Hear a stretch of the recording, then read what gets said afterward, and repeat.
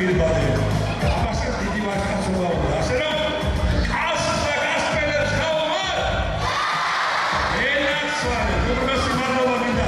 თავიდან დაუწია ყველას, ვინც ატარებს მაინც შეიტანა და გიჯიშვილი შეიტანა დღევანდელი კონცერტის ჩატარებაში აქ.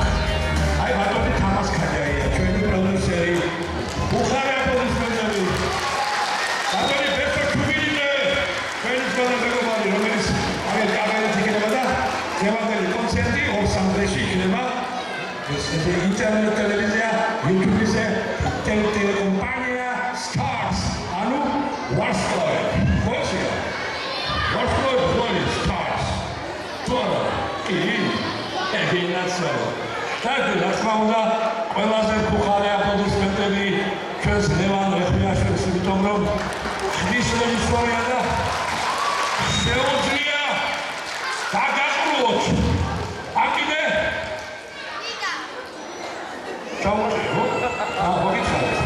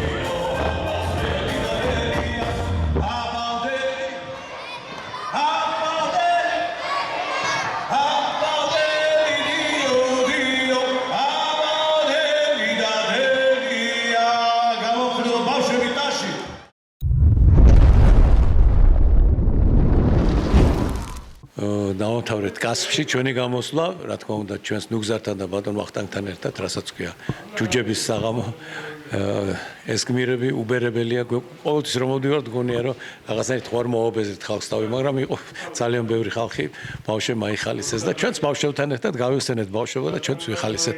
ძალიან დიდი წარმატებით მიმდინარეობს ჩვენი კონცერტები, როგორც ყოველთვის.